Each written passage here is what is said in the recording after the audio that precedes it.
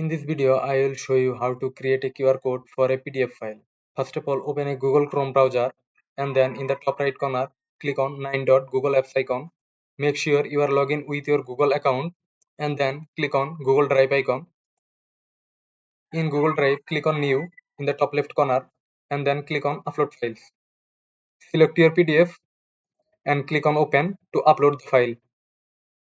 Once upload done, refresh the Google Drive and find out your PDF file and right click on the file and then hover over the share and click on share. We will get this pop-up window. General access, click on restriction drop down menu and then click on anyone with the link.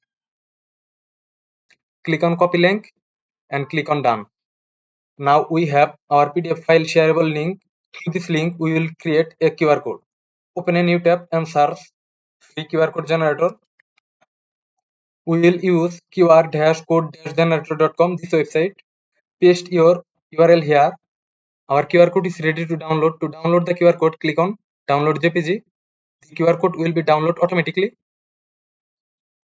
That's how we can create QR code for our PDF file.